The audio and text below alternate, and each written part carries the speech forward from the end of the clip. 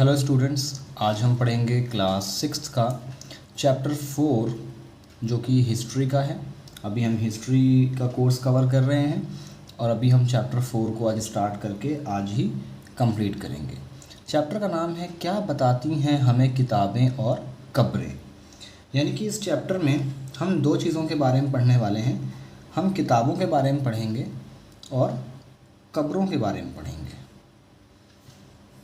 यानी प्राचीन भारत में कुछ किताबें लिखी गई हैं और कुछ हमें कब्रें मिली हैं, तो हम इन दोनों चीज़ों के बारे में पढ़ते हैं। तो चलिए चैप्टर को स्टार्ट करते हैं। सबसे पहले यहाँ बताया गया है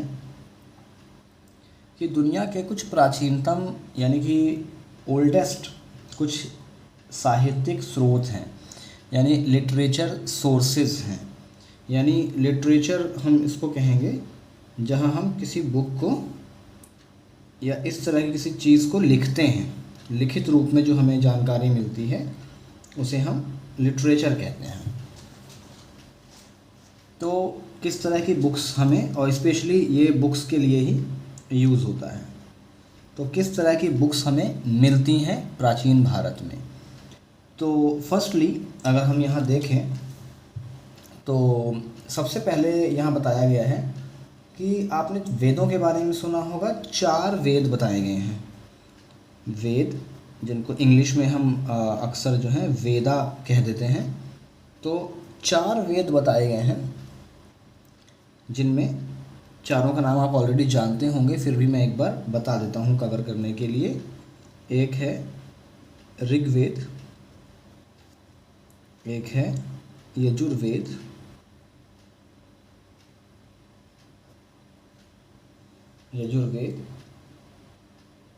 सामवेद और अथर्ववेद। सामवेद और अथर्ववेद 4 वेद यहाँ पर हिंदू धर्म में बताए गए हैं। और कहा जाता है कि ये जो वेद हैं ये दुनिया की सबसे पुरानी किताबें हैं। इसमें सबसे पुराना है ऋग्वेद और जो सबसे नया है वो है अथर्ववेद। और इसकी रचना आज से लगभग 3500 साल पहले की गई है। और इनमें जो है कुछ प्रार्थनाएं हैं। यानी ऋग्वेद की अगर हम बात करें तो इसमें 1000 से ज़्यादा इसमें क्या है, प्रार्थनाएं हैं, प्रेयर्स हैं। ठीक है। उसके बाद कुछ सूक्त हैं, इन्हें सूक्त कहा गया है। सूक्त यानी कि अच्छी तरह जिसको एक्सप्लेन या बोला गया हो उसे सूक्त कहते हैं। आप इसको चैप्टर की तरह या श्लोक की तरह ले सकते हैं। इसके बाद आगे बताया गया है कि ये जो सूक्त हैं ये किसके लिए हैं, देवी और देवताओं के लिए इनको बोला गया है या इनको उच्चारण किया गया है। और इन देवी देवताओं में 3 देवता बहुत महत्वपूर्ण हैं। कितने? 3 देवता, जिनमें एक हैं इंद्र,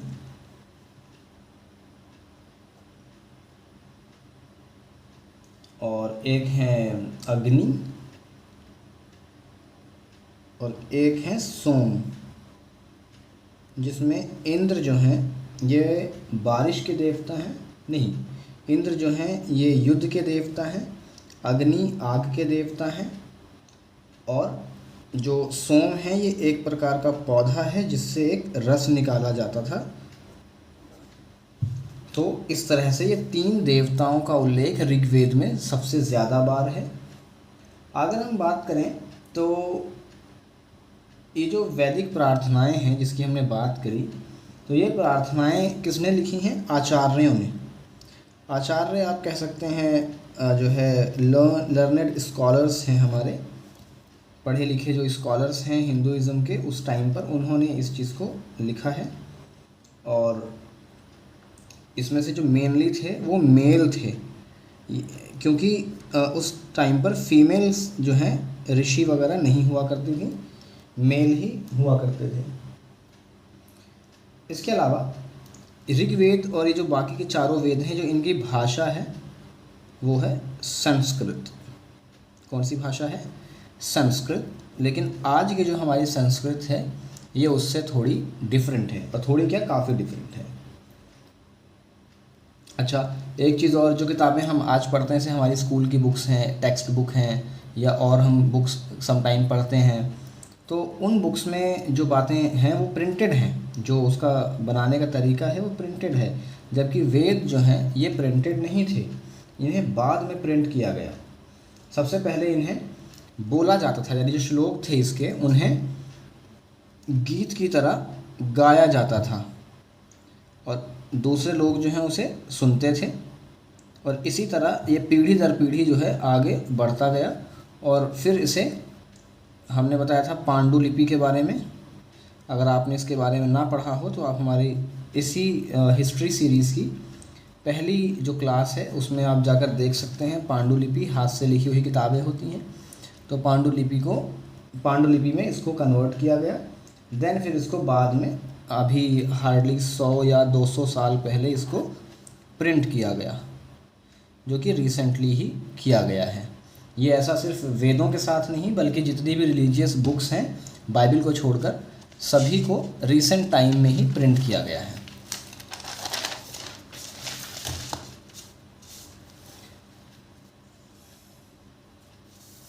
इसके अलावा अगर हम आगे देखें चैप्टर में, तो बताया गया है कि जो इतिहासकार हैं वो ऋग्वेद का अध्ययन कैसे करते हैं। तो अगर आप गौर करेंगे तो जो ऋग्वेद है वो एक तरह की बातचीत है। जो ऋषि हैं वो देवताओं से बात करते हैं, या जो भी कंटेंट है जिसमें जैसे गाय के बारे में है अगर, या अग्नि के बारे में है, तो जो ऋषि हैं वो उससे बातचीत कर रहे होते हैं, कन्वर्सेशन कर रहे होते हैं, तो हम उसे एज अ कन्वर्सेशन इतिहासकार उन्हें पढ़ते हैं। इससे आगे यहाँ पर एक बात बताई गई है, एक हेडिंग है मवेशी, घोड़े और रथ। यानी ऋग्वेद में कुछ मवेशियों का जिक्र है। मवेशी हम उन्हें बोलते हैं जिनका हम दूध वगैरह इस्तेमाल करते हैं, जिन जानवरों का, 4 पैर वाले वो जानवर जिनका हम दूध वगैरह इस्तेमाल करते हैं, चराने लेकर जाते हैं, जैसे गाय, भैंस और बकरी, ऊँट वगैरह। तो इनमें जो है मवेशियों को काफ़ी इम्पोर्टेंस दी गई है। यानी जो प्रार्थनाएं हैं, जो प्रार्थनाएं ऋग्वेद में या दूसरे वेदों में की गई हैं, तो उन प्रार्थनाओं में मांगा क्या गया है, तो नंबर 1 मवेशी मांगे गए हैं। यानी कि मवेशी जो है ये एक तरह की वेल्थ है, एक तरह की दौलत है। इसके अलावा क्या मांगा गया है, बेटे मांगे गए हैं। मतलब यहाँ पर जो है बेटियाँ नहीं मांगी गई हैं, बेटियाँ नहीं मांगी गई हैं, बेटे मांगे गए हैं, क्योंकि उस समय बेटों की वैल्यू ज़्यादा मानी जाती थी। और कुछ मामलों में जैसे जिसके ज़्यादा बेटे होते थे तो वो समाज में मतलब ज़्यादा पावरफुल हो जाया करते थे। अब किसी के 10 बेटे हैं, तो अगर किसी ने घर पे अटैक किया तो मतलब 10 लोग जो हैं, 10 बेटे प्रोटेक्शन के लिए हैं, और उसी के मुकाबले बेटियों को थोड़ा इन सब चीज़ों में पीछे जो है माना जाता था। तो इसलिए बेटों की कामना यहाँ पर की गई है। प्रार्थनाओं में बेटों को मांगा गया है, और मांगा गया है घोड़ों को। जबकि घोड़ा जो है एक बहुत ही अहम जानवर है, उसको यहाँ मवेशी में मांग सकते थे हम। हालांकि घोड़ा मवेशी तो नहीं होता, लेकिन घोड़े को हमने अलग से यहाँ ऋग्वेद में मांगा गया है। क्यों? क्योंकि घोड़ा जो है ये युद्ध के लिए एक बहुत ही इम्पॉर्टेंट जानवर है, या इम्पॉर्टेंट टूल है युद्ध के लिए। युद्ध मतलब वॉर के लिए, क्योंकि इंग्लिश मीडियम वाले भी स्टूडेंट्स हैं हमारे, तो उनके लिए बता दूं कि वॉर जब हुआ करती थी तो उसमें इस तरह के हॉर्सेस जो हैं काफ़ी काम आया करते थे। इसके बाद ऋग्वेद में इनको मांगा गया है, और जानवरों को, घोड़ों को इसलिए मांगा गया क्योंकि लड़ाइयों में ये काम आया करते थे। और लड़ाइयों की कुछ वजह यहाँ बताई गई हैं, जैसे कि अच्छे चारागाह के लिए, फसलों के लिए, और पानी के लिए, इस तरह की चीज़ें होती थीं। और जो हमारे अधिकांश जो पुरुष हैं जो इनमें भाग लिया करते थे, इनकी कोई सेना नहीं होती थी। यानी जो आम लोग वहाँ के होते थे इलाके के, वही इस युद्ध में जाया करते थे। अब कुछ यहाँ ऐसे शब्द इस्तेमाल किए गए हैं ऋग्वेद में या इस तरह की किताबों में, जो कि जिन पर गौर करने की ज़रूरत है और उन्हें समझने की ज़रूरत है। तो सबसे पहले यहाँ पर दो जो है काम के आधार पर दो समूह बताए गए हैं, यानी जिस तरह के हम काम करते हैं, जो हमारा पेशा होता है, उसके आधार पर दो तरह के लोग बताए गए हैं। तो जिसमें पहला है ब्राह्मण। लोग तो हो गए ब्राह्मण और दूसरे लोग हो गए राजा।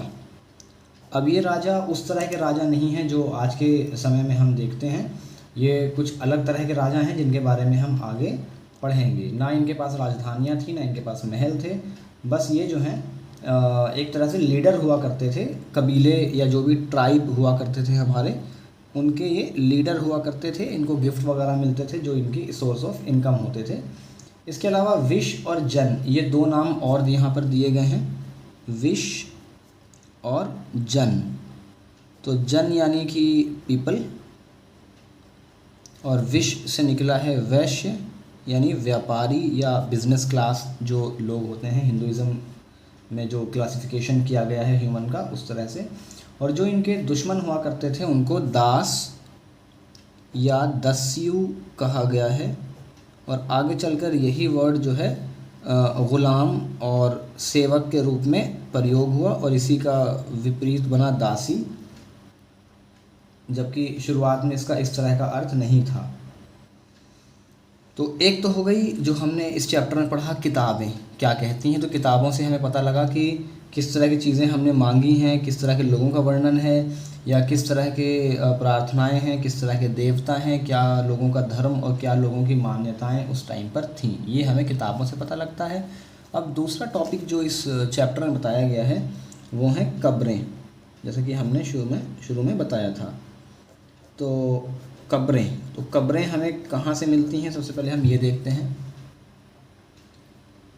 सबसे पहले जो है जहाँ पर भी कब्रें मिली हैं भारत में, और ख़ास तौर से लगभग 3500 वर्ष पहले, तो जितनी कब्रें मिली हैं उनके आसपास हमें एक बड़ा पत्थर मिला है।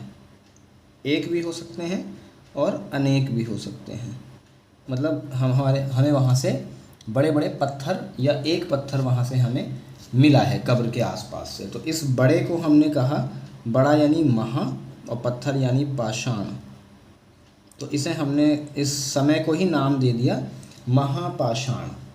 तो जो महापाषाण हैं ये इस तरह से आप समझ सकते हैं कि जब लोग मर जाया करते थे तो उन्हें दफन किया जाता था, और दफन करते थे तो उन्हें याद रखने के लिए ये बड़े पत्थर वहाँ पर लगा दिए जाते थे, और कई बार उसके चारों तरफ लगाए जाते थे और कई बार एक या दो ही लगाए जाते थे।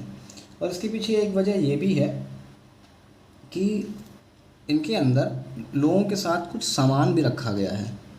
जैसे कई बार जो है बर्तन है, जैसे बर्तन है, कपड़े हैं, और कई बार तो इसमें जानवर भी मौजूद पाए गए हैं, यानी उनका कंकाल हमें मिला है। इसके अलावा जो कुछ जगह लोहे के औज़ार, इसमें आप लोहा भी मान सकते हैं, कुछ लोहे के औज़ार वगैरह भी हमें यहाँ से मिले हैं। ठीक है। इसके अलावा महापाषाण काल में हमें ये पता लगता है कि भारत में दफन करने की यानी कब्रें बनाने की प्रथा चलती थी। इससे आगे अगर हम कब्रों से भी जो हमारे इतिहासकार हैं, पुरातत्वविद हैं, ये बहुत सारी इन्फॉर्मेशन जो है एनालाइज़ करके निकालते हैं, जिनमें एक बात ये पता लगती है कि कब्रों से हमें ये डिसाइड हमने यानी कि किया है कि किस तरह के लोग जो हैं कब्रों में दफन थे। तो कुछ जगह पर हमें मरे हुए व्यक्ति के साथ जो है कुछ पाई गई चीज़ें मिली हैं, तो कभी कभी हमें सोने के चीज़ें मिली हैं। एक कब्र से हमें 33 जो है 33 मनके मिले हैं, वो भी गोल्ड के हमें मनके मिले हैं। तो यानी कि ये जो कब्र है ये किसी रिच पर्सन की होगी। और इसके अलावा अगर हम और दूसरी कब्रें देखें तो कुछ कब्रों से हमें मिट्टी के बर्तन मिले हैं, जो कि कोई बहुत वैल्यूबल या बहुत कीमती चीज़ आप समझ सकते हैं नहीं है। तो इससे हमें पता लगता है कि जो कब्रें हैं, कब्रों में जो व्यक्ति दफन है, जिसकी कब्र है, ये व्यक्ति कोई अमीर या गरीब, उसके कब्र में मिलने वाले सामान से हम डिसाइड कर सकते हैं। इसी के अलावा कुछ लोग अमीर हो सकते हैं, कुछ गरीब हो सकते हैं, कुछ सरदार हो सकते हैं, कुछ उनके अनुयायी हो सकते हैं। समटाइम हमें ऐसा भी मिला है कि जैसे एक कब्र है और उसके पास बड़े बड़े पत्थर जो हैं लगे हुए हैं और उसके अलावा आसपास और दूसरी भी कब्रें हैं। यानी इतिहासकारों ने इसके बारे में ऐसा बताया है कि मान लीजिए पहला जो है एक शख्स कब्र में गया, उसकी डेथ हुई एक फैमिली के मेंबर की, मिस्टर ए कह सकते हैं उसको मानने के तौर पे। तो मिस्टर ए की डेथ हुई, मिस्टर ए को दफना दिया गया और उनकी कब्र के आसपास पत्थर लगा के निशान के तौर पे उसे रख दिया गया। फिर कुछ सालों बाद उन्हीं की फैमिली में मिस्टर बी की डेथ हुई, तो उन्हीं पत्थरों में से एक पत्थर को हटाकर वहाँ से रास्ता बनाकर दूसरी कब्र भी उसी सेम लोकेशन पे बना दी गई। फिर कुछ टाइम पर ऐसे ही मिस्टर सी, मिस्टर डी, इस तरह से कई कई लोगों को फैमिली के, एक ही फैमिली के कई लोगों को सेम प्लेस पर दफनाया गया। ये भी हमें मिलता है। इसमें एक नेक्स्ट टॉपिक कह सकते हैं आ रहा है इनाम गाँव के बारे में। इनाम गाँव एक जगह है जो कि भारत में भीमा नदी है उसके आसपास में ही है। तो ये लगभग 2700 साल पहले यहाँ पर लोग रहा करते थे। तो इनके बारे में हमें मिलता ये है कि कुछ कब्रें हमें यहाँ से मिली हैं जिनमें लोगों को सीधा लिटाया गया है, गड्ढे में लिटाया गया है, जिनका सिर जो है उत्तर की तरफ था। तो खैर इनमें कुछ ऐसी ख़ास बातें नहीं हैं, बस एक जनरली हमें बताया गया है कि एक आदमी को 5 कमरों वाले मकान के आंगन में दफन किया गया है और उसमें 4 पैरों वाला एक मिट्टी का बड़ा संदूक है, वो भी साथ में दफन किया गया है। तो इससे ये अंदाज़ा लगता है कि लोग जो हैं घरों के अंदर भी ऐसा करते थे, घरों के अंदर भी दफनाने की प्रक्रिया हुआ करती थी। और इसके अलावा अगर देखा जाए आगे तो बताया गया है कि इनाम गाँव में जो पुरातत्वविद हैं उन्होंने जब स्टडी किया तो गेहूँ, चावल, दाल, बाजरा, मटर, तिल और ये सब चीज़ें भी उनको मिली हैं। कई जानवरों की हड्डियाँ हैं। हड्डियाँ जिस तरह से कटी हुई हैं हड्डियाँ, तो उससे पता लगता है कि ये लोग जानवरों का मांस खाया करते थे, यानी ये लोग नॉन वेजिटेरियन थे। और बहुत सारे जानवर जैसे कछुआ, केकड़ा, मछली वगैरह इनकी हड्डियाँ भी हमें मिली हैं। तो इस तरह हम ये अंदाज़ा लगा सकते हैं कि ये लोग किस तरह का खान पान या इनका रहन सहन था। तो ये था आपका चैप्टर नंबर 4। इसी तरह हमारे साथ आप बने रहिए। हम फिर हाज़िर होते हैं नेक्स्ट चैप्टर के साथ अगली वीडियो में। Thank you.